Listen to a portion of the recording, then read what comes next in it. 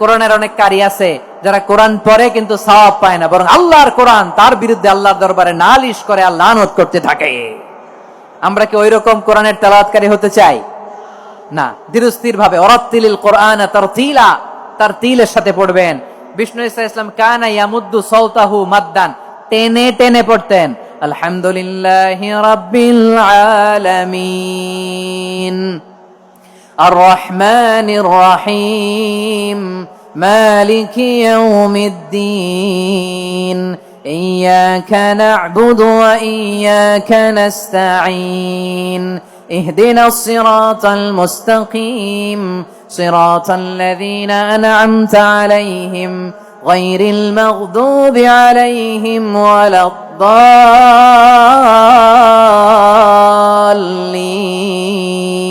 পড়েন আমিন।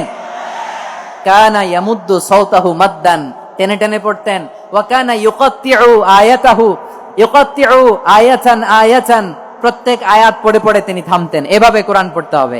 আমাদের অনেক মা বোনেরা আজকের এই চাঁপাইনবাবগঞ্জের প্রোগ্রামের অনেকগুলো মহিলা প্যান্ডেল আমি ল্যান্ডিং করার সময় দেখেছি।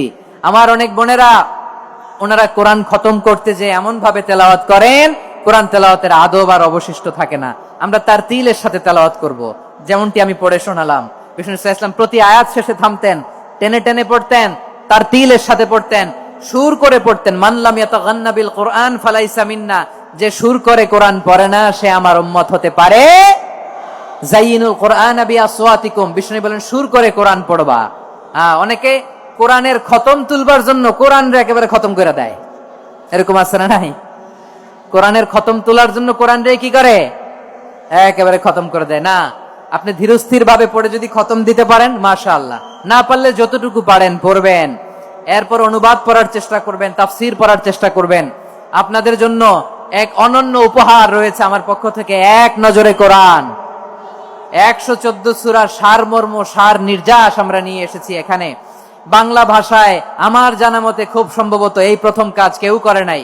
আরবিতে পাবেন এরকম অনেক বই, ইংরেজিতে কিছু কাজ আমরা দেখেছি, কিন্তু বাংলায় পাবেন না। এত চমৎকার ভাবে আমরা সূরাগুলোর সারমর্ম, সার নির্যাস তুলে ধরার চেষ্টা করেছি। 5 পৃষ্ঠায় আপনি জেনে যাবেন এই সূরার সেন্ট্রাল থিম কি।